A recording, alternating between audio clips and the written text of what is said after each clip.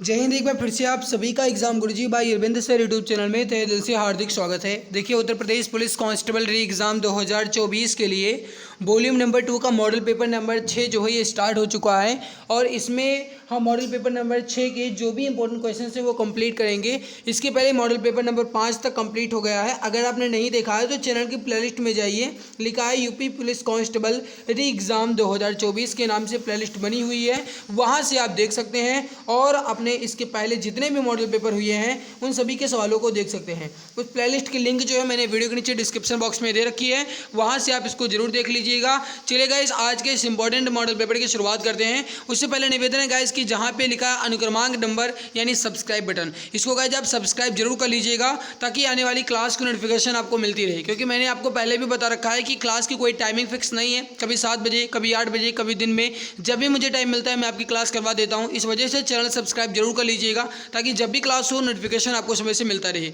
आइए गाइस, आज के इस इंपॉर्टेंट क्लास बेहतरीन क्लास की शुरुआत करते हैं। आपको बता दें कि इसके पहले मॉडल पेपर 5 तक कंप्लीट हो गए हैं। अगर नहीं देखा है आपने तो जरूर देख लीजिएगा। इसमें वॉल्यूम जो है आपका ये 2 है और जो लैंग्वेज है ये बाइलिंगुअल है, यानी दोनों भाषाओं में है।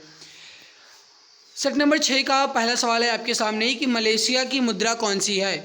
The currency of Malaysia is, आपको बताना है कि मलेशिया की मुद्रा कौन सी है। राइट आंसर जो हो जाएगा ये हो जाएगा आपका ऑप्शन नंबर ए, रिंगित जो है ये मलेशिया की मुद्रा है। अगर आपसे सवाल ये पूछा जाए कि मलेशिया की जो कैपिटल है ये कौन सी है, तो मेरे प्यारे भाई ध्यान रखिएगा, मलेशिया की कैपिटल जो है ये है कुआलालंपुर। तो याद रखिएगा, कुआलालंपुर जो है मलेशिया की कैपिटल है। करेंसी आपसे पूछा जाए तो रिंगित है। यहाँ पे दिया गया ऑप्शन ए आपका जो है राइट आंसर हो जाएगा। आगे बढ़ते हैं, अगला सवाल है आपके सामने। बंगाल में स्वदेशी आंदोलन के दौरान बनाए गए तिरंगे झंडे में कौन कौन से रंग थे। आपको ये बताना है कि जब स्वदेशी आंदोलन बंगाल में चल रहा था, और ये स्वदेशी आंदोलन जो है ये बंगाल में कब चला था। अगर आपसे ये पूछा जाए तो ध्यान रखिएगा 1905 में। सवाल ये पूछा गया है कि स्वदेशी आंदोलन के दौरान तिरंगे झंडे में कौन कौन से रंग थे। हालांकि अब तो ये गाइज आपका केसरिया, सफ़ेद और हरा हुआ है। इसके पहले कौन से रंग थे स्वदेशी आंदोलन के दौरान। दिया गया ऑप्शन नंबर सी आपका राइट आंसर हो जाएगा रेड, ग्रीन एंड येलो, यानी लाल, हरा और पीला। ऑप्शन सी आपका राइट आंसर हो जाएगा। जो भी हमारे प्यारे भाई बहन लाल, हरा और पीला बता रहे हैं, बिल्कुल सही आंसर, बिल्कुल करेक्ट, बिल्कुल परफेक्ट आंसर आपका हो जाएगा।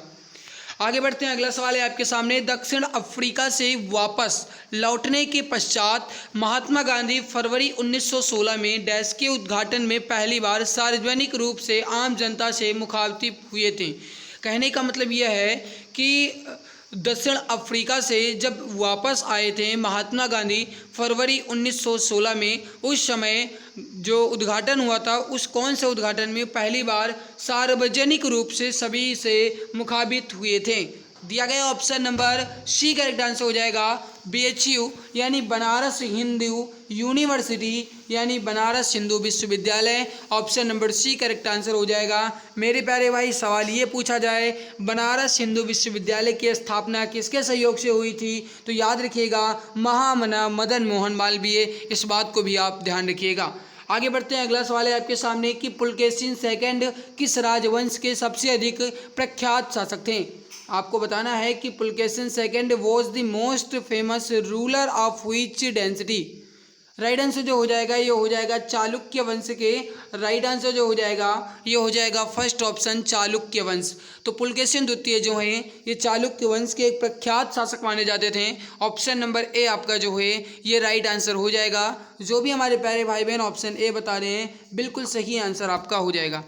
आगे बढ़ते हैं, अगला सवाल है कि निम्नलिखित में से किस आंदोलन में गांधी जी ने पहली बार भूख हड़ताल को शस्त्र की तरह प्रयोग किया था। आपको ये बताना है कि किस आंदोलन में गांधी जी ने पहली बार भूख हड़ताल को शस्त्र के रूप में प्रयोग किया था। In which of the following movements did Gandhi ji use hunger strike as the weapon for the first time. Right answer जो हो जाएगा ये हो जाएगा अहमदाबाद स्ट्राइक 1918, यानी अहमदाबाद हड़ताल 1918। राइट आंसर हो जाएगा फर्स्ट ऑप्शन। तो जो भी हमारे प्यारे भाई बहन मित्र यहाँ पे ऑप्शन ये बता रहे हैं, बिल्कुल राइट, बिल्कुल correct and perfect right answer हो जाएगा। नेक्स्ट है, उस देश का नाम बताइए जिसकी मुद्रा का नाम रुपया नहीं है। देखिए नेपाल का कहा जाए तो नेपाली रुपया, पाकिस्तान का कहा जाए पाकिस्तानी रुपया, श्रीलंका कहा जाए श्रीलंकाई रुपया। बट यहाँ पे दिया गया ऑप्शन डी जो है म्यांमार, इसकी करेंसी जो है ये रुपया नहीं है। जो म्यांमार है इसकी करेंसी का नाम जो है ये क्यात है। सवाल पूछा जाए म्यांमार की जो करेंसी है इसका नाम क्या है तो क्यात है। अगर म्यांमार की कैपिटल पूछी जाती है तो याद रखिएगा नेपिडो जो है ये म्यांमार की कैपिटल है। नेपाल की मुद्रा पूछा जाएगा तो नेपाल की नेपाली रुपया, पाकिस्तान का पाकिस्तानी रुपया और श्रीलंका का श्रीलंकाई रुपया। आगे बढ़ते हैं, अगला सवाल देखते हैं। क्वेश्चन नंबर 7 आपसे क्या कह रहा है। अगला सवाल है कि विश्व ओजोन दिवस कब मनाया जाता है। When is world ozone day celebrated. Ozone दिवस जो है विश्व ओजोन दिवस ये कब मनाया जाता है। देखिए विश्व ओजोन दिवस मनाने का एकमात्र उद्देश्य है लोगों को ओजोन जो परत है इसके प्रति जागरूक करना, यानी कि कम से कम ध्वनि या फिर कहा जाए कम से कम प्रदूषण का उपयोग करना। इसलिए ओजोन दिवस जो है ये मनाया जाता है जो हर वर्ष यानी कि प्रत्येक वर्ष 16 दिसंबर को मनाया जाता है। तो यहाँ पे राइट आंसर जो हो जाएगा आपका ये हो जाएगा क्वेश्चन नंबर 7 का ऑप्शन नंबर बी 16 दिसंबर को। तो जो भी हमारे प्यारे भाई बहन ऑप्शन बी बता रहे हैं बिल्कुल राइट आंसर हो जाएगा। नेक्स्ट है आपके सामने निम्नलिखित में से किसने सबसे पहले आज़ाद हिंद फौज के गठन की कल्पना की थी। अब देखिए आपसे सवाल ये पूछ रहा है कि सबसे पहले कल्पना किसने की थी, यानी इन्विजन किसने किया था। मेरे प्यारे भाई अगर सवाल ये पूछा जाए कि स्थापना किसने की थी तब आप कहेंगे नेताजी ने। बट अगर सवाल ये पूछा जाए कि इसकी कल्पना सबसे पहले किसने की थी आज़ाद हिंद फौज की, तो ये किया गया था मोहन सिंह के द्वारा। दिया गया ऑप्शन सी जो है आपका ये राइट आंसर हो जाएगा मोहन सिंह ने। तो ऑप्शन सी जो है ये करेक्ट एंड परफेक्ट आंसर आपका हो जाएगा, बिल्कुल बढ़िया आंसर हो जाएगा। नेक्स्ट है निम्नलिखित में से किसने द विंग्स ऑफ फायर पुस्तक लिखी है। हुई among the following road the wings of fire. The wings of fire जो पुस्तक है ये किसने लिखा है। देखो KR नारायण ने नहीं लिखा है और ना ही प्रणब मुखर्जी ने लिखा है। दिया गया ऑप्शन सी जो है आपका ये राइट आंसर हो जाएगा पूर्व राष्ट्रपति APJ अब्दुल कलाम ने। Option number C correct answer हो जाएगा। एबुल पाकिर जनरल अब्दुल कलाम ने द विंग्स ऑफ फायर नामक पुस्तक लिखा है। दिया गया ऑप्शन सी जो है आपका ये राइट आंसर हो जाएगा। आगे बढ़ते हैं, अगला सवाल देखते हैं।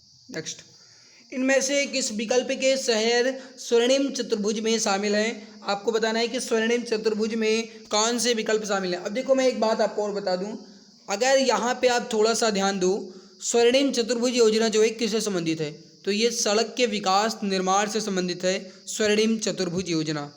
मेरे भाई थोड़ा सा दिमाग लगाने की कोशिश कीजिएगा।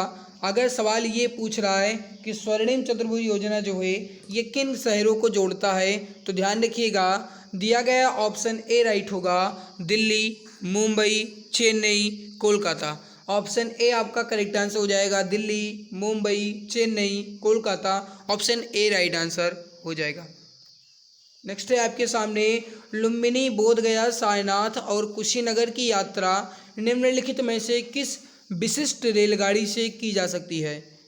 लुम्बिनी जहाँ पे गौतम जी का जन्म हुआ था, बोधगया यानी कि इनको गाइस ज्ञान की प्राप्ति हुई थी, सारनाथ में क्या होता बताओ, इन्होंने उपदेश दिया था, और कुशीनगर में इनका महापरिनिर्वाण हुआ था। तो इसकी यात्रा करने के लिए किस विशिष्ट ट्रेन से किया जा सकता है।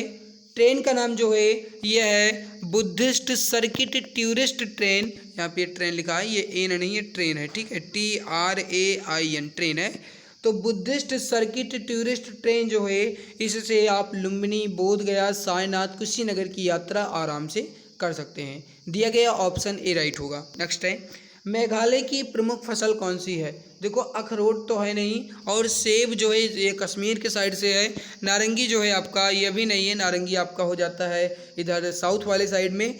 दिया गया ऑप्शन सी राइट होगा पाइनएप्पल यानी अनानास जो है ये मेघालय की एक प्रमुख फसल है। दिया गया ऑप्शन सी जो है आपका ये बिल्कुल राइट हो जाएगा। जो भी हमारे प्यारे भाई बहन मित्र ऑप्शन सी बता रहे हैं बिल्कुल सही आंसर हो जाए। वीडियो में आगे बढ़ने से पहले मैं आपको एक छोटा सा गुड न्यूज़ दे दूं मेरे प्यारे भाई। इसमें मैं आपको केवल और केवल बता दूंगा, हालांकि इसके पहले वाले मॉडल पेपर में मैंने आपको इसका डेमो रिव्यू दिखाया है, मैं आपको पहले बता देता हूं। देखिए ये एक ई बुक है, यूपी पुलिस सीधी एग्ज़ाम को ध्यान में रखते हुए बेहतरीन तरीके से बेहतरीन कंटेंट के साथ और बेस्ट सिलेक्टेड क्वेश्चंस के साथ तैयार की गई है, special for UP police constable री एग्ज़ाम 2024 के लिए। एक रामबाण ई बुक है जिसमें पूरे सिलेबस को कवर किया गया है, GK UP GK plus CA, इसके अलावा हिंदी मैथ और रीजनिंग के क्वेश्चंस, मैथ रीजनिंग के बेस्ट ट्रिकी अप्रोच वाले मेथड से संबंधित और बेहतरीन क्वेश्चंस आपको मिलेंगे। और सबसे अच्छी और गुड न्यूज़ ये है कि इस पर 60% का अभी डिस्काउंट चल रहा है, 60% ऑफ है आपके लिए।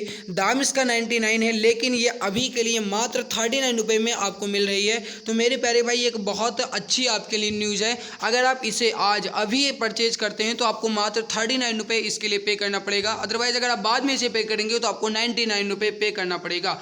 और इसका दाम 39 रुपये इसलिए रखा गया है ताकि गाइस आप इसकी वैल्यू को समझ पाओ। और अगर आप इसको ई बुक को एक बार बेहतरीन तरीके से और मेहनत लगा करके पढ़ लेते हो तो गारंटी के साथ कहा जा सकता है कि फिर आपको किसी के भी कोई कोर्स की ज़रूरत नहीं है। ज़रूरत है तो एक बार दिल दिमाग लगा करके अच्छे से पढ़ाई करने की। मेरे प्यारे भाई ये ई बुक जो है पूरे 418 पेज की है, इमेज और कलरफुल के साथ है। अगर आप इसका डेमो पेज देखना चाहते हैं तो आप इस नंबर पर व्हाट्सएप कीजिएगा। नंबर है 8948667652 यानी 8948667652। इस पर आप व्हाट्सएप कीजिएगा, यहाँ से आपको ये ई बुक मिल जाएगी और यहाँ से आपको इसका डेमो पेज भी मिल जाएगा। UPI ID है पूजा BCIT05@OKSBI। इस पर आपको मात्र 39 रुपये पे करना है। बाकी आगे मेरे प्यारे भाई आपको यहाँ से ई बुक की पूरी डिटेल जो है ये मिल जाएगी। और अगर आप इसे एक बार पढ़ लेते हैं तो गारंटी के साथ कहा जा सकता है फिर आपको किसी के भी कोई कोर्स की ज़रूरत नहीं है। ज़रूरत है तो एक बार अच्छे से पढ़ने की।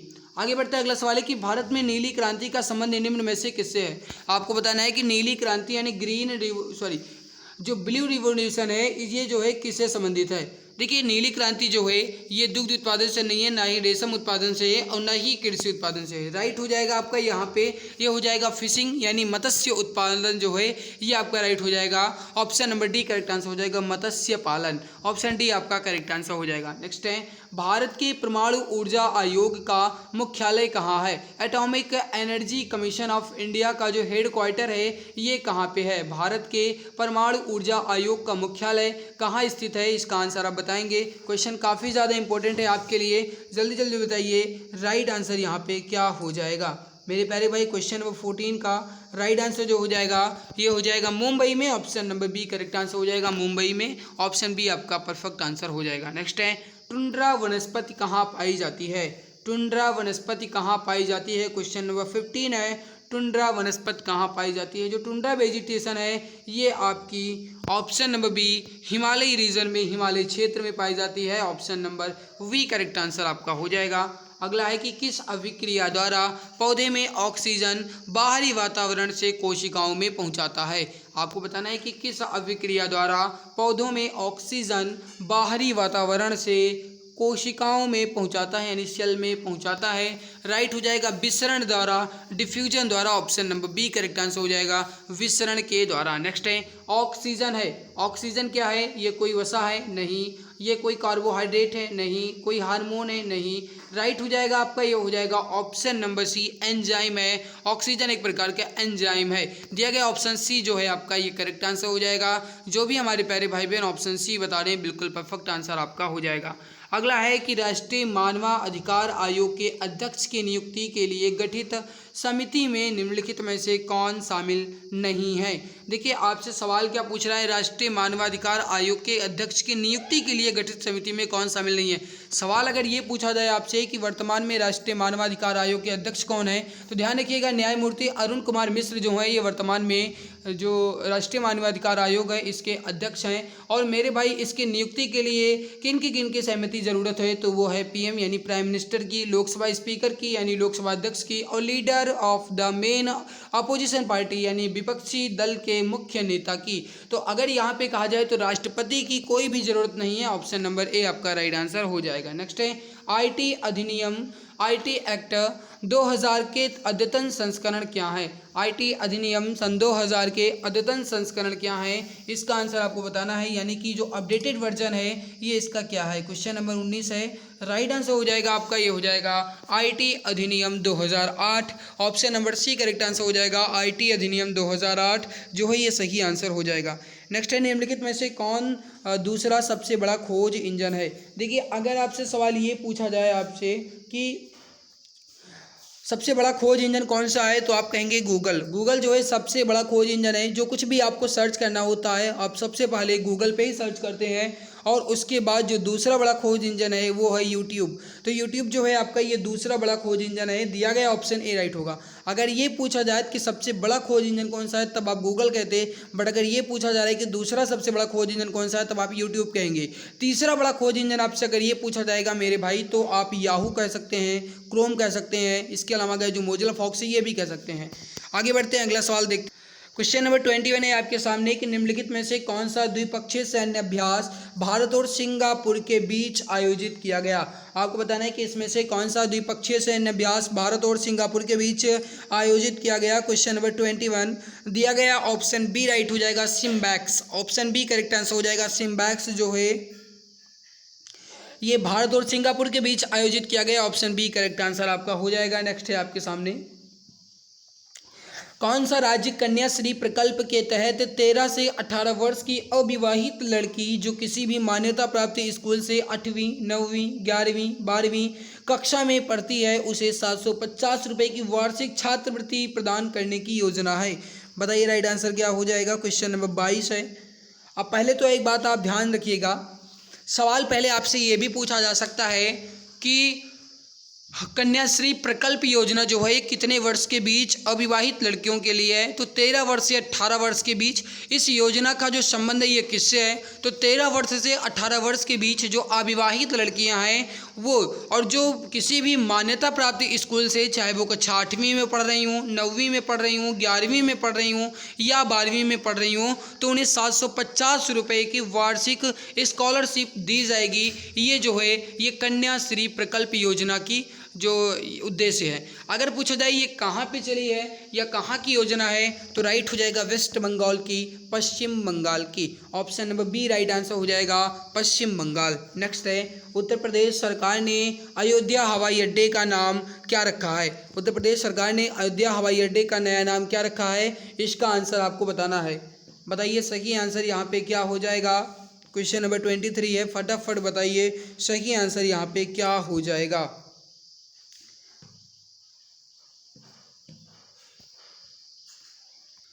चलिए देखिए, अगर यहाँ पे देखा जाए तो अयोध्या धाम हवाई अड्डा ये नहीं है, मर्यादा पुरुषोत्तम श्री राम हवाई अड्डा, देखिए मर्यादा पुरुषोत्तम श्री राम हवाई अड्डा ये था, लेकिन अब इसका नाम बदल दिया गया है, अयोध्या इंटरनेशनल एयरपोर्ट ये भी बदला गया है। राइट हो जाएगा महर्षि वाल्मीकि हवाई अड्डा, ये नया नाम हो गया है। अगर आप इस मॉडल पेपर के आंसर की को चेक करोगे तो इसमें ऑप्शन बी दिया गया है जो कि गलत है आंसर की। राइट हो जाएगा आपका डी आंसर, महर्षि वाल्मीकि हवाई अड्डा ये अयोध्या हवाई अड्डे का नया नाम है। नेक्स्ट है आपके सामने, इंटेलिजेंस ब्यूरो यानी आईबी किस मंत्रालय के अधीन संचालित होती है? बताइए राइट आंसर क्या हो जाएगा। क्वेश्चन नंबर 24 है, राइट हो जाएगा होम मिनिस्ट्री यानी गृह मंत्रालय के अंतर्गत। ऑप्शन बी करेक्ट आंसर आपका हो जाएगा। नेक्स्ट है, अडानी समूह ने देश के पहले गोला बारूद विनिर्माण परिसर का अनावरण किस स्थान पर किया? बताइए सही आंसर क्या हो जाएगा। अडानी समूह ने देश के पहले गोला बारूद विनिर्माण परिसर का जो अनावरण है ये किया है इन्होंने कानपुर में। ऑप्शन बी करेक्ट आंसर हो जाएगा। नेक्स्ट है, वर्तमान में उत्तर प्रदेश में केंद्रीय कारागार यानी सेंट्रल जेल की संख्या कुल कितनी है? सेंट्रल प्रिजन्स की कुल संख्या कितनी है?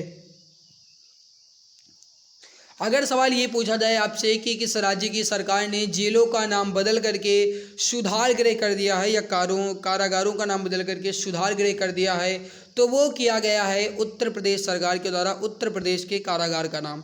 और मेरे प्यारे भाई, वर्तमान में उत्तर प्रदेश में जो कुल सेंट्रल प्रिजन्स हैं, केंद्रीय कारागार हैं, वो है 6। Option number B correct answer आपका हो जाएगा। ऑप्शन नंबर बी जो है ये सही आंसर हो जाएगा। नेक्स्ट सवाल है, ईज ऑफ लिविंग इंडेक्स किस मंत्रालय की एक पहल है? ईज ऑफ लिविंग इंडेक्स किस मंत्रालय की पहल है? Question number 27, ease of living index किस मंत्रालय की पहल है? मिनिस्ट्री ऑफ अर्बन डेवलपमेंट यानी शहरी विकास मंत्रालय। ऑप्शन बी करेक्ट आंसर हो जाएगा, शहरी विकास मंत्रालय। अगला सवाल है, निम्नलिखित में से कौन सा कर एक प्रत्यक्ष कर है? 28 नंबर सवाल है, निम्नलिखित में से कौन सा कर एक प्रत्यक्ष कर है? राइट हो जाएगा ऑप्शन बी इनकम टैक्स यानी आयकर। Option number B correct answer हो जाएगा। आयकर जो है ये एक डायरेक्ट टैक्स है, ऑप्शन बी करेक्ट आंसर हो जाएगा। जबकि customs, excise duty and sales tax जो है ये आपका इनडायरेक्ट टैक्स है, जबकि option number B income tax is direct tax. तो option B is right answer. Next सवाल आपके साथ आगे बढ़ते हैं, अगला सवाल देखते हैं। अगला सवाल है कि भारत में कौन सा दिन संविधान दिवस के रूप में मनाया जाता है। देखो, संविधान दिवस के रूप में कौन सा दिन मनाया जाता है, कॉन्स्टिट्यूशन डे जो है ये कब मनाया जाता है। राइट हो जाएगा आपका ऑप्शन नंबर ए करेक्ट हो जाएगा 26 नवंबर यानी 26 नवंबर। ऑप्शन ए करेक्ट आंसर हो जाएगा 26 नवंबर। अगला है कि भारत के संविधान में भाईचारे यानी कि ब्रदरहुड की भावना किस देश से इंस्पायर्ड है। बताइए राइट आंसर यहाँ पे क्या हो जाएगा। भारत के संविधान में भाईचारे की भावना किस देश के संविधान से प्रेरित है। राइट हो जाएगा क्वेश्चन नंबर 30 का option number C correct answer हो जाएगा फ्रांस। देखो, इटली से तो कोई लिया नहीं गया है, आयरलैंड से नीति निर्देशक तत्व यानी कि डीपीएसपी लिया गया है, अमेरिका से तो बहुत सारे न्याय से सिद्धांत लिए गए हैं, बट यहाँ पे ऑप्शन सी जो है राइट हो जाएगा फ्रांस से।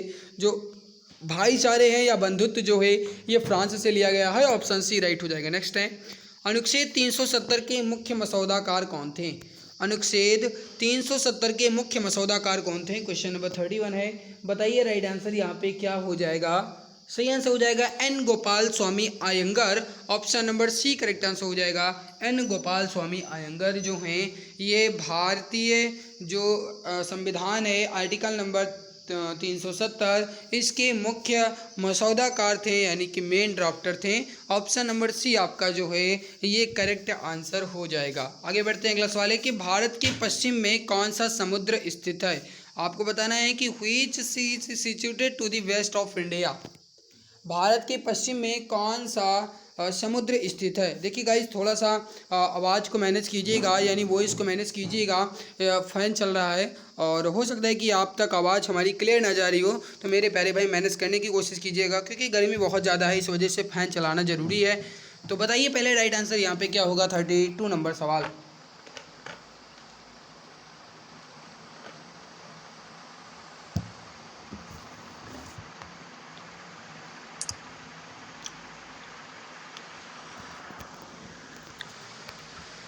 सही उत्तर जो हो जाएगा आपका यहाँ पे ये हो जाएगा अरब सागर यानी कि Arabian sea. Option number D correct answer हो जाएगा अरब सागर।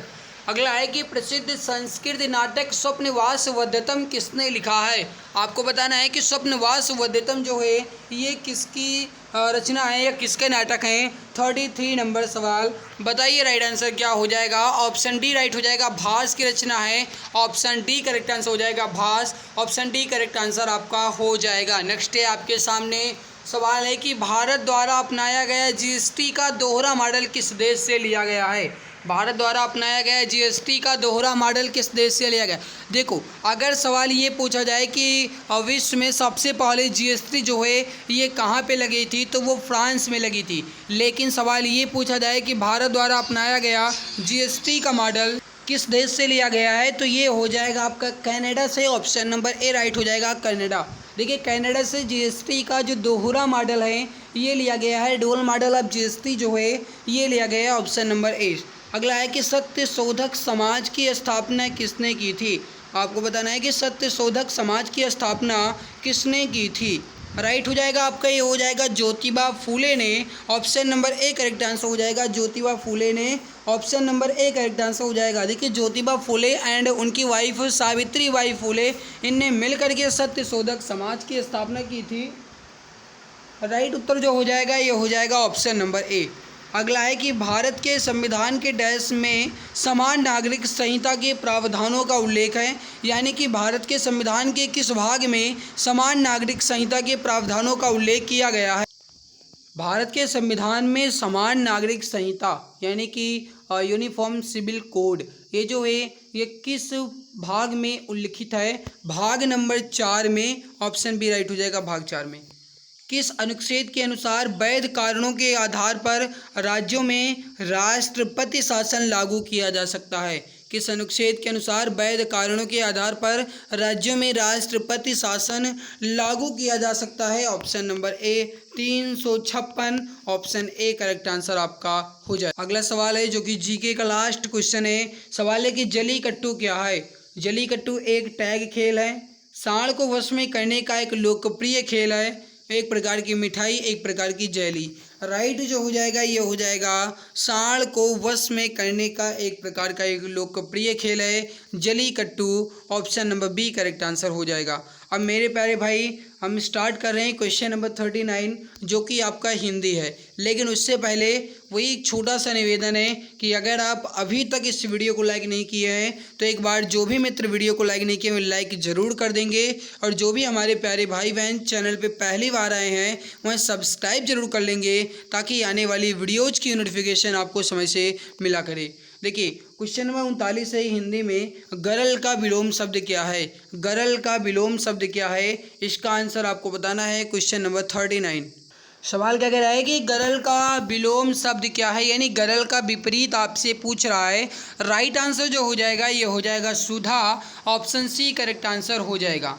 अगला सवाल है क्वेश्चन नंबर 40, निम्नलिखित में से कौन सा एक तत्सम शब्द है? आपको बताना है कि इसमें से कौन सा एक तत्सम शब्द है। देखिए आँख ये तत्सम नहीं है, कड़ाह ये भी नहीं है, चितेरा भी नहीं है, गोधूम जो है ये तत्सम शब्द है, और इसका जो तद्भव होता है ये गेहूँ होता है। दिया गया ऑप्शन ए जो है आपका ये राइट आंसर हो जाएगा। नेक्स्ट है परमेश्वर में कौन सी संधि है? परम धन ईश्वर इसका विच्छेद होगा, और परमेश्वर में कौन सी संधि है? परम धन ईश्वर, यानी कि छोटा अ धन बड़ी ई बराबर ए मिलेगा और ये बनेगा गुण संधि। ऑप्शन नंबर बी राइट हो जाएगा। परमेश्वर में गुण संधि है। Option number B correct answer आपका हो जाएगा। जो भी हमारे प्यारे भाई बहन ऑप्शन बी बता रहे हैं बिल्कुल सही आंसर आपका हो जाएगा। आगे बढ़ते हैं। अगला सवाल है कि निम्नलिखित में से स्त्रीलिंग शब्द का चयन कीजिए। क्वेश्चन नंबर 42 है, स्त्रीलिंग शब्द का चयन करना है। बताइए सही आंसर क्या हो जाएगा? अनार, अनार खाया जाता है ये गलत है। चना जो है ये चबाया जाता है, और मोती जो है ये क्या है, और इसमें प्यास क्या है? बताइए क्वेश्चन नंबर 42 अगर ध्यान से देखा जाए तो कहते हैं मुझे प्यास लगी है। क्या कहा जाता है? मुझे प्यास लगी है, यानी ऑप्शन सी राइट होगा। प्यास जो है ये स्त्रीलिंग शब्द है। अगला है कि नीचे दिए गए वाक्यांश के लिए एक शब्द चुनिए जिसे बाह्य जगत का ज्ञान ना हो। कहने का मतलब है जिसे बाह्य जगत का ज्ञान ना हो उसे क्या कहा जाएगा? यानी जिसे बाहरी जगत का ज्ञान ना हो उसे कहा जाएगा कूप मंडूक। यानी कि जैसे कुएं में मेढक, वो केवल और केवल अपने उसी कुएं के दायरे में ही रहता है, बाहर का उसे ज्ञान नहीं हो पाता। उसी तरीके से जिसे बाहर का कोई ज्ञान ना हो, बाहरी जगत का ज्ञान ना हो, उसे कूप मंडूक कहा जाएगा। ऑप्शन डी आपका करेक्ट आंसर हो जाएगा। निम्नलिखित में से उस विकल्प का चयन करें। अपना उल्लू सीधा करना मुहावरे का अर्थ व्यक्त करना है। ये बताना है कि अपना उल्लू सीधा करना इस मुहावरे का अर्थ क्या है। क्वेश्चन नंबर 44 है। बताइए यहाँ पे सही आंसर आपका क्या हो जाएगा। बहुत इंपॉर्टेंट सवाल है, फटाफट बताइए सही आंसर यहाँ पे क्या हो जाएगा। देखिए कूप जो अपना उल्लू सीधा करना है इसका मतलब है कि बकवास करके जीव बनना, विवेक से काम लेना, बेवकूफ़ बनाकर काम निकालना, या फिर बात सुनकर भी ध्यान ना देना।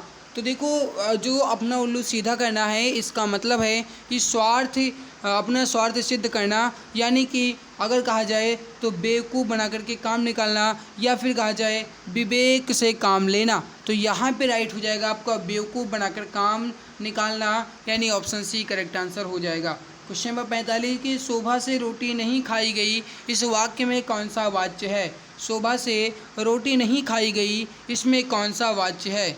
अब देखो अगर ये कहा जाता है यहाँ पे क्वेश्चन नंबर 45 में थोड़ा सा समझने की कोशिश कीजिएगा कि जो शोभा जो है ये रोटी नहीं खा जाती, या कहा जाए कि उससे ये काम नहीं हो पाता, तब आप कह सकते थे कि भाववाच्य। लेकिन यहाँ पे राइट जो होगा ये कर्मवाच्य होगा। अब बहुत बच्चे कहेंगे नहीं इसमें भाववाच्य, लेकिन मेरे भाई थोड़ा सा समझने की कोशिश कीजिएगा। इसमें बताया जा रहा है कि शोभा से रोटी नहीं खाई गई, यानी से और के द्वारा जो है ये कर्मवाच्य में ही लगता है। तो ये हो जाएगा आपका ऑप्शन नंबर बी कर्मवाच्य है। सुबह से रोटी नहीं खाई गई, इसमें कर्मवाच्य होगा। अगला है कि निम्नलिखित में से कौन सा शब्द द्वंद्व समास का उदाहरण है। द्वंद्व समास का उदाहरण कौन सा है? Question number 46। देखो देवासुर जो है यही आपका द्वंद्व समास का उदाहरण है, क्योंकि इसका अगर समास विग्रह किया जाएगा तो देव और असुर होगा, जो कि एक दूसरे के विपरीत हैं। इस वजह से द्वंद्व समास का उदाहरण देवासुर होगा। देव और असुर, ऑप्शन नंबर ए जो है आपका ये करेक्ट आंसर हो जाएगा। आगे बढ़ते हैं। डॉक्टर भगवान का रूप होते हैं, वाक्य में कौन सी संज्ञा है? डॉक्टर जो है ये कौन सी संज्ञा है? 47 नंबर सवाल। देखो डॉक्टर जो है ये बहुत सारे डॉक्टर होते हैं। अगर कह दिया जाए डॉक्टर बंसल, डॉक्टर चिंतन, डॉक्टर समीर, तो ये हो जाएगा आपका व्यक्तिवाचक। बट केवल ये कहा जाए डॉक्टर, तो डॉक्टर जो है जातिवाचक है, वो मेल भी हो सकती है, फीमेल भी हो सकता है, कोई भी हो सकता है, ये हो जाएगा जातिवाचक। Option number B correct answer आपका हो जाएगा। अगला है कि उस तालाब में पानी नहीं है, वाक्य में सर्वनाम का प्रकार बताइए। अब ये कहने का मतलब है उस जो है ये कौन सा सर्वनाम का बात यहाँ पे कर रहा है? उस तालाब में, यानी निश्चित है कि उस तालाब में पानी नहीं है। अगर ये कहा जाता है कि किसी तालाब में पानी नहीं है तब आप अनिश्चित कह सकते थे, लेकिन अगर ये कह रहा है कि उस तालाब में पानी नहीं है तब आप कहेंगे निश्चयवाचक सर्वनाम है। और अगर ये कहा जाता कि अपने तालाब में पानी नहीं है तब आप निजवाचक कहते। बट यहाँ पे राइट हो जाएगा आपका ऑप्शन नंबर बी। अगला है कि नीचे दिए गए वाक्य में कौन सी क्रिया है? 49 नंबर सवाल है। नीचे दिए गए वाक्य में कौन सी क्रिया है? वैभव ने गुरुजी को प्रणाम किया। आपको बताना है कि वैभव ने गुरुजी को प्रणाम किया, इसमें कौन सी क्रिया है? 49 नंबर सवाल है।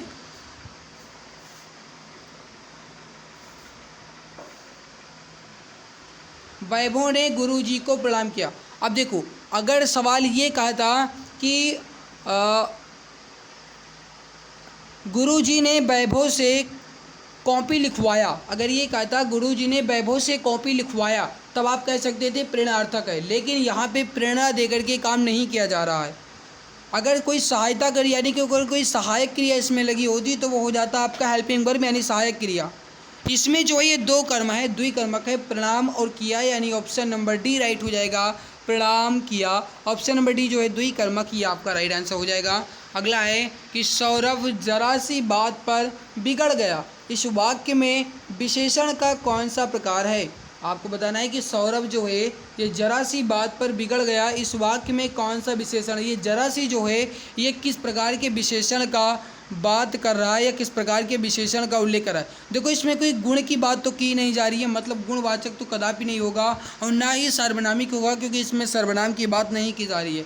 इसमें जो है परिणाम बोधक होगा, यानी परिणाम हो जाएगा। Option number C correct answer हो जाएगा। सवाल आपके सामने अगला है, वो है अविराम और अविराम शब्द युग्म का अर्थ क्या है? अविराम, अविराम का मतलब क्या है और अविराम, अविराम का मतलब क्या है? इस दोनों शब्द युग्म का सही अर्थ कौन सा है? राइट आंसर जो हो जाएगा ये हो जाएगा सुंदर। अविराम का मतलब है सुंदर और अविराम का मतलब है लगातार, यानी बिना रुके, यानी निरंतर। तो ऑप्शन नंबर ए राइट हो जाएगा, सुंदर और निरंतर। ये अविराम और अविराम शब्द युग्म का एक सही अर्थ है। ऑप्शन ए आपका जो है ये करेक्ट परफेक्ट राइट आंसर हो जाएगा। अगला है कि विनोद ने अभय को गाड़ी दी, वाक्य में कारक का प्रकार बताइए। विनोद ने अभय को गाड़ी दी, इस वाक्य में कारक का कौन सा प्रकार है? अब देखिए अगर यहाँ पे ध्यान दिया जाए तो विनोद ने अभय को गाड़ी दी। अब मेरे प्यारे भाई इसमें अगर ध्यान से आप समझने की कोशिश करो तो इसमें जो कारक हो जाएगा ये हो जाएगा संप्रदान कारक, यानी कि option number C correct answer हो जाएगा। यहाँ पे ऑप्शन नंबर सी जो है ये सही आंसर हो जाएगा। अगला है कि पक्षी आकाश में चहचहा रहे हैं, इसमें कौन सा काल है? देखो पूर्ण वर्तमान काल होगा नहीं, क्योंकि इसमें क्रिया पूर्ण नहीं हुई, संभाव्य होगा नहीं, संभावना की बात कही नहीं गई है। अब पूर्ण वर्तमान काल हो जाएगा क्योंकि पक्षी जो है ये अभी चहचहा रहे हैं। तो ऑप्शन बी आपका करेक्ट आंसर हो जाएगा, अपूर्ण वर्तमान काल। अगला है कि रोहन आते ही खेलने लगा, वाक्य का कौन सा प्रकार है? रोहन आते ही खेलने लगा, अगर ये कहता है कि रोहन आया और खेलने लगा तब आप कहते संयुक्त वाक्य है, तो संयुक्त वाक्य तो कदापि नहीं है। अगर ये कहता कि रोहन आया और रोहन आते ही खेल मैदान में खेलने लगा, तब आप मिश्र वाक्य कह सकते थे, मतलब एक दूसरे पे आश्रित हो जाता। यहाँ पे जो राइट होगा ये हो जाएगा सरल वाक्य। रोहन आते ही खेलने लगा, इसमें सरल वाक्य है। अगला है कि निम्नलिखित में से इंद्राणी का पर्यायवाची क्या है। इंद्राणी का पर्यायवाची क्या है, 55 नंबर सवाल है।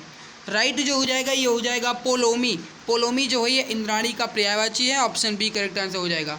अगला सवाल देखो, प्रतिभत कटक कटीले केति काटी काटी कालिका सी किलकी कलेऊ देती कालुको, इसमें कौन सा रस है। 56 नंबर सवाल फिर से समझिए। प्रतिभत कटक कटीले केति काटी काटी कालिका सी किलकी कलेव देती कालुको, यानी इसमें काल को बुलाया जा रहा है, यानी एक तरीके से कहा जाए तो ललकारा जा रहा है। फिर से समझिए, प्रतिभट कटक कटीले केति काटी काटी कालिका से किलिक कलेव देती कालिको, इसमें जो है ये है वीर रस, option number C correct answer हो जाएगा। अगला सवाल देखिए, निम्नलिखित में से शुद्ध वर्तनी वाला शब्द कौन सा है। देखो यहाँ पे अगर आप थोड़ा सा समझने की कोशिश करो, ध्यान से देखने की कोशिश करो, तो आप आसानी से इसका आंसर बता सकते हो। शुद्ध वर्तनी आपको बताना है। टैक्स होता नहीं है, टैक्स होता है, इसमें अ की मात्रा होता है। पिंजड़ा जो है इसमें पिजड़ा होता है, पिंजड़ा होता है, ये गलत है। मेढक नहीं, मेढक होता है, ये भी गलत है। जौनार जो है आपका ये बिल्कुल सही है, ऑप्शन ए राइट आंसर हो जाएगा। बाकी मेरे प्यारे भाई मित्र, इस ई बुक के बारे में मैंने आपको बता रखा है। अगर आपने नहीं लिया है तो एक बार ज़रूर ले लीजिएगा। इस नंबर पर आपको व्हाट्सअप करना है 8948667652। इस पर आपको व्हाट्सअप करना है, यहाँ से आपको ये ई बुक मिल जाएगी, इमेज कलरफुल के साथ है। चलिए अगला है 58 नंबर सवाल कि निम्नलिखित में से अशुद्ध वाक्य का चयन कीजिए। जो वाक्य गलत हो उसका चयन करना है। इसमें राइट आंसर क्या हो जाएगा, अशुद्ध वाक्य का चयन करना है। अब मेरे भाई थोड़ा सा समझने की कोशिश कीजिएगा। 58 नंबर सवाल, लड़के एवं लड़कियां पढ़ रहे हैं, सही है। देखो अगर यहाँ पे आप पूर्ण विराम देखोगे तो पूर्ण विराम किसी में नहीं लगा है, तो पूर्ण विराम को ध्यान नहीं देना है। लड़के और लड़कियां पढ़ रहे हैं, ठीक है। राधा की आंखों से आंसू बह रहे हैं, ठीक है। उसके प्राण निकल गए, प्राण बहुवचन उसके, ठीक है। प्रत्येक चित्र बुरे नहीं होते, ये गलत है, क्योंकि मेरे भाई प्रत्येक चित्र बुरे नहीं, ये बुरा यहाँ पे नहीं लगेगा। प्रत्येक चित्र सही नहीं होता, प्रत्येक चित्र अच्छा नहीं होता, ये हो सकता था, बट बुरा यहाँ पे नहीं लगेगा, डी आंसर राइट हो जाएगा। अगला देखिए, अलंकार बताना है। पापी मनुज भी आज मुख से राम नाम निकालते, देखो भयंकर भेड़ ये भी आज आंसू ढालते। इस वाक्य में कौन सा अलंकार है। 59 नंबर सवाल, पापी मनुज भी आज मुख से राम नाम निकालते, देखो भयंकर भेड़ ये भी आज आंसू ढालते। इसमें अलंकार जो है ये दृष्टांत अलंकार, ऑप्शन सी करेक्ट आंसर हो जाएगा, दृष्टांत अलंकार। मेरे प्यारे भाई मित्र, अगर आपको ये वीडियो अच्छी लग रही है तो लाइक ज़रूर कर देना। चैनल पे पहली बार आए हो तो सब्सक्राइब कर लेना, ताकि आने वाली वीडियोज़ की नोटिफिकेशन समय से आपको मिला करे। तो प्लीज़ अगर आप चैनल पे पहली बार आए हैं तो वीडियो को लाइक करके चैनल सब्सक्राइब जरूर कर लेना। अगला है क्वेश्चन नंबर 60 की पुनर्जन्म में कौन सा उपसर्ग है। पुनर्जन्म में कौन सा उपसर्ग है। मेरे प्यारे भाई, पुनर्जन्म का अगर आप संधि विच्छेद करोगे तो ये बनेगा आपका पुनः और जन्म, पुनः और जन्म ये आपका बनेगा। बट अगर यहाँ पे ध्यान से देखा जाए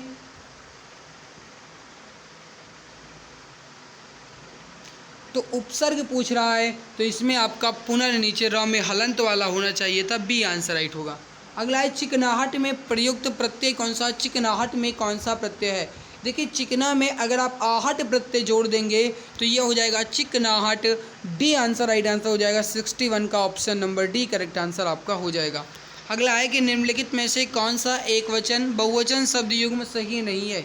नीति का नीतियाँ होता है, ये बिल्कुल सही है।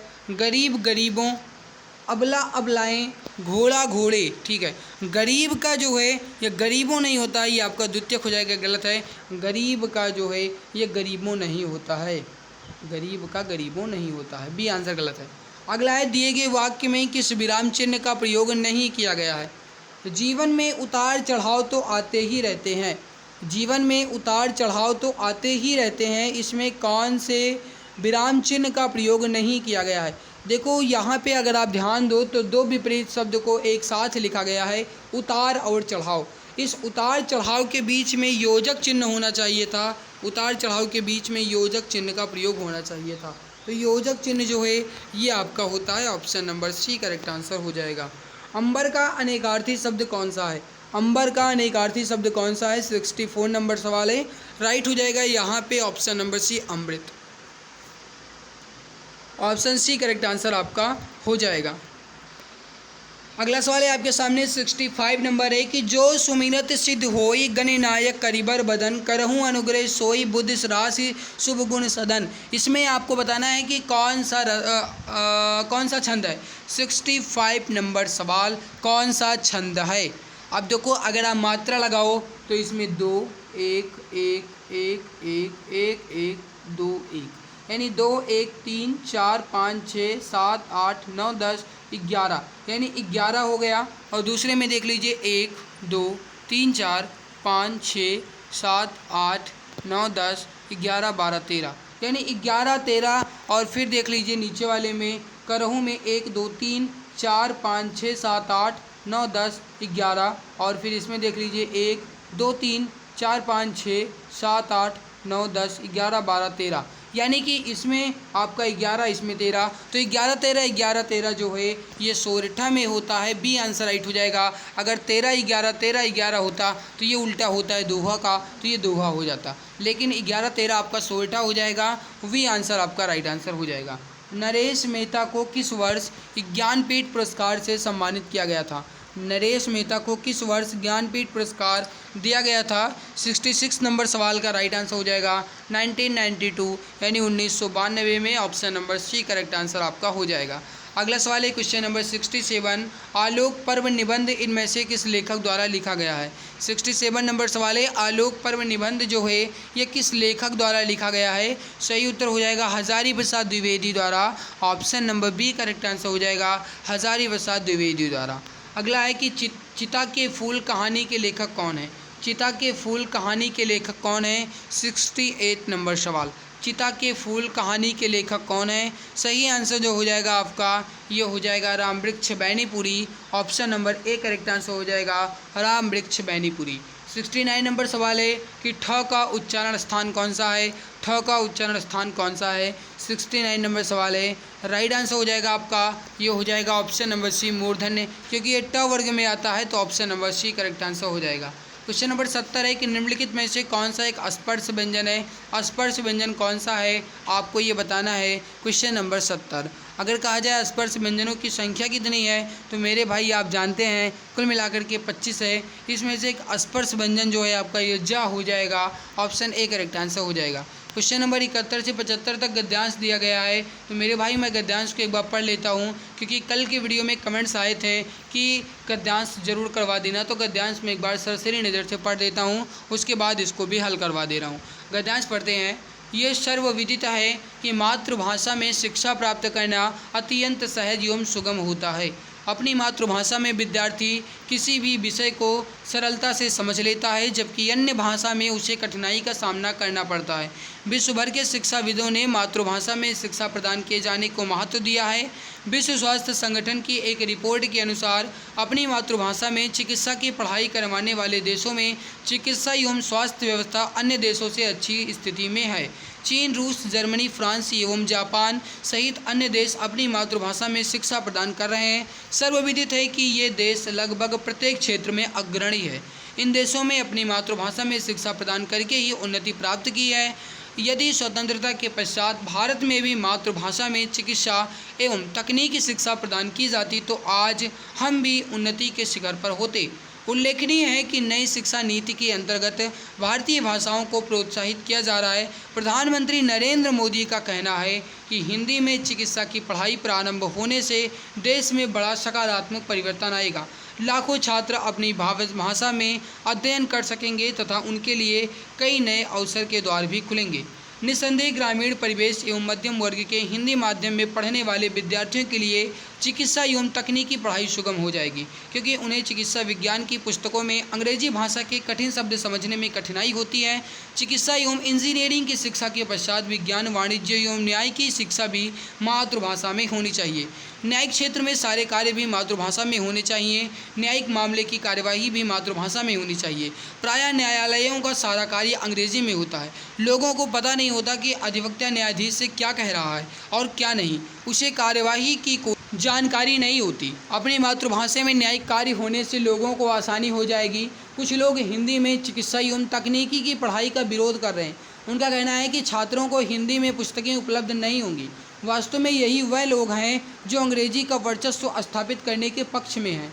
ये लोग नहीं चाहते कि भारतीय भाषाएं उन्नति करें। ऐसे लोगों के कारण ही स्वतंत्रता के पश्चात भी अंग्रेजी फलती फूलती रही तथा भारतीय भाषाओं का विकास अवरुद्ध होता चला गया। वर्तमान में इन भाषाओं को बहुत सी पाठ्य पुस्तकें हिंदी में उपलब्ध नहीं हैं, किंतु अभी चिकित्सा एवं तकनीकी पुस्तकों का अनुवाद का कार्य चल रहा है। पाठ्यक्रम की पुस्तकों के अतिरिक्त चिकित्सा से संबंधित अन्य पुस्तकों का अनुवाद का कार्य भी होगा। भविष्य में इन विषयों की पुस्तकों का कोई अभाव नहीं रहेगा। इसीलिए पुस्तकों की उपलब्धता के कारण इस नई पहल का विरोध करना उचित नहीं है। अब देखिए, मैंने तो इस गद्यांश को पढ़ दिया है, लेकिन मैं आपको सजेस्ट करूंगा कि अगर इतना लंबा गद्यांश आपको मिलता है तो मेरे भाई आपको पढ़ना नहीं है, आपको डायरेक्ट क्वेश्चन पे आना है और आंसर देना है। लेकिन अगर छोटा गद्यांश दिया गया है तब पढ़ लेना चाहिए। लेकिन ये लंबा गद्यांश था, मैंने पढ़ना स्टार्ट कर दिया तो मैंने पढ़ लिया, लेकिन आपको नहीं पढ़ना है, ये मैं आपको बता रहा हूँ। ठीक है, गद्यांश आपको वही पढ़ना है जो आपका गद्यांश छोटा हो। क्वेश्चन नंबर 71 गद्यांश के अनुसार है कि शिक्षा विधि के अनुसार शिक्षा कैसी होनी चाहिए। अभी अभी आपने देखा कि शिक्षा विधि के अनुसार शिक्षा जो है ये अपनी मातृभाषा में होनी चाहिए, तो बी आंसर आपका राइट हो जाएगा। अगला है कि गद्यांश के अनुसार चिकित्सा एवं तकनीकी शिक्षा में भारत के पिछड़ने का क्या कारण है। तकनीकी शिक्षा और चिकित्सा शिक्षा में पिछड़ने का कारण यही है कि शिक्षा को मातृभाषा में प्रदान नहीं किया गया। ऑप्शन सी राइट हो जाएगा। अगला आपके सामने कि कुछ लोग हिंदी में चिकित्सा एवं तकनीकी की पढ़ाई का विरोध क्यों कर रहे हैं। कुछ लोग तकनीकी में शिक्षा और चिकित्सा में शिक्षा में जो अपनी मातृभाषा में पढ़ाई का है इसका विरोध क्यों कर रहे हैं। इसका विरोध करने का है कि इनके अनुसार विद्यार्थियों को पुस्तकें सुगमता से प्राप्त नहीं हो पाएगी। इनका मतलब ये है, इनका मुख्य उद्देश्य है कि अंग्रेजी भाषा ही निरंतर तरह चल रही रहे। ये नहीं चाहते कि हिंदी भाषा अपने उच्च शिखर पर पहुँचे। ये सब कुछ है, राइट हो जाएगा डी आंसर। अब देखिए अगला है कि गद्यांश का उपयुक्त शीर्षक क्या है। आपको बताना है कि इसमें उपयुक्त शीर्षक क्या हो सकता है। आपने अगर ध्यान से देखा है तो इसमें मातृभाषा की ज़्यादा बात कही गई है, तो मातृभाषा में शिक्षा जो है इसका एक उचित टाइटल हो जाएगा। क्वेश्चन नंबर 75 है कि सुगम का विलोम क्या है। सुगम का विलोम क्या है आपको ये बताना है। क्वेश्चन नंबर 75 है, राइट हो जाएगा आपका, ये हो जाएगा दुर्गम। Option number C correct answer हो जाएगा। मेरे भाई यहाँ पे हिंदी और जीके ये आपका कंप्लीट हुआ। बाकी बचता है आपका रीजनिंग एंड आपका बचता है मैथ। तो रीजनिंग मैथ मैं करवा दूंगा, इसकी चिंता आपको नहीं करना है। और बाकी आज की हमारी मेहनत कैसी लगी, वीडियो के नीचे ऑफलाइन कमेंट सेक्शन में अपना फीडबैक ज़रूर दीजिएगा, क्योंकि आपके फीडबैक का मुझे इंतज़ार रहता है। तो मेरे प्यारे भाई, अगर आपको ये वीडियो अच्छी लगी है तो लाइक ज़रूर कर देना, और अगर आप चैनल पे पहली बार आए हैं तो सब्सक्राइब कर लेना, ताकि आने वाली वीडियोज़ की नोटिफिकेशन आपको समय से मिला करे। क्योंकि मैंने वीडियो के स्टार्टिंग में ही आपको बता दिया है कि मुझे टाइम नहीं मिल पाता है कि मैं क्लास आपकी टाइमिंग से करवा पाऊँ, क्योंकि जब मुझे टाइम मिलता है तब मैं आपकी क्लास ले लेता हूँ। इस वजह से मेरे प्यारे भाई चैनल सब्सक्राइब करके आप बेल आइकन जरूर प्रेस कर देना, ताकि जब भी क्लास हो नोटिफिकेशन आपको मिलता रहे। इस ई बुक को लेने के लिए 89 48 66 76 52 पर आप व्हाट्सएप कीजिएगा। यहाँ से आपको ये ई बुक मात्र 39 रुपये में अभी मिल जाएगी। बाद में अगर आप लोगे तो आपको इसके लिए 99 रुपये पे करना पड़ेगा।